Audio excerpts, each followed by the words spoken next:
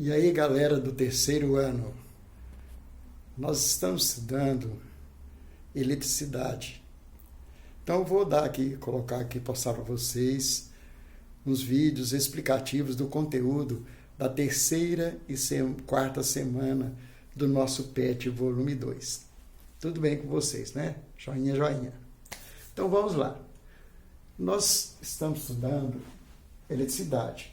Então, quando se fala de eletricidade, nós já falamos isso a princípio, existem alguns materiais elétricos.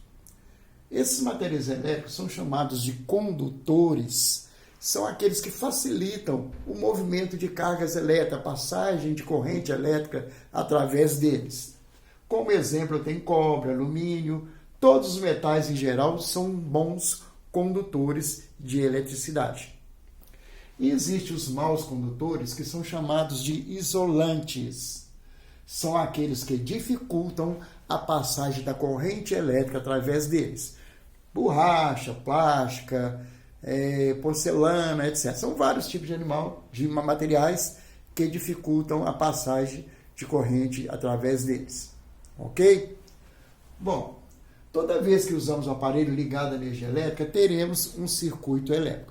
Quando você liga uma lâmpada, um chuveiro, um rádio, um televisor, um notebook, quando você carrega um celular, toda vez que você liga algo à eletricidade, quer seja um carrinho de pilha ou um celular que tem bateria, você está montando um circuito elétrico. Então, o que é um circuito elétrico?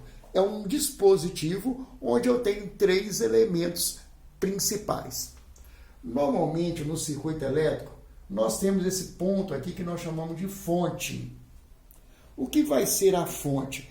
É onde eu ligo o meu aparelho, o meu instrumento à eletricidade.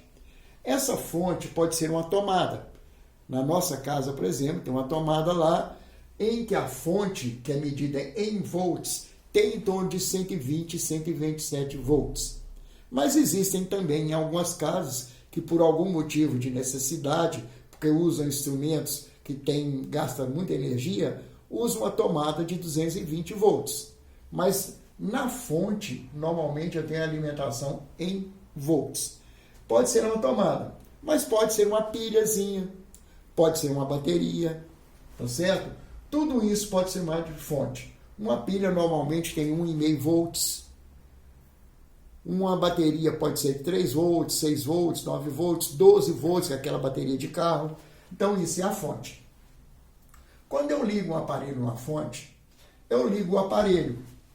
Este aparelho que eu ligo, nesse caso eu coloquei uma lâmpada, podia ser uma enceradeira, um rádio, um relógio elétrico digital, poderia ser um notebook, etc. Esse aparelho, ele contém um resistor ou resistência, que a corrente, quando você liga aqui na fonte, algo vai passar por ele para transformar essa energia elétrica em luz, em som, em o que eu quero. Então, todo aparelho ele é ligado a uma fonte, e quando eu ligo esse aparelho na fonte, na fiação que passa para ele, no fio condutor, vai passar uma intensidade de corrente elétrica, I, que é medida em amperes. Então, quando você liga o aparelho na fonte, onde tem lá tomada, pilha, bateria, vai circular no fio uma corrente elétrica de certa intensidade, que eu chamo de intensidade de I, medida em amperes. A corrente elétrica é medida em amperes. Você tem na tomada volts, a corrente elétrica em amperes, que vai atender o seu aparelho, que é um resistor ou resistência, tem um símbolo chamado ON, que eu coloquei aqui depois, ó. Mas depois vamos voltar para lá. Então, toda vez que eu tiver um circuito elétrico, eu tenho esses elementos. V, o R e o I, que é a corrente. Então, Ohm, ele criou a sua lei. O que diz a lei de Ohm? V é igual a R vezes I. V, quantos volts você ligou na fonte? Qual fonte você ligou o aparelho? R, qual a resistência do aparelho, do dispositivo que você está usando? I, qual a intensidade de corrente que está passando pelos fios?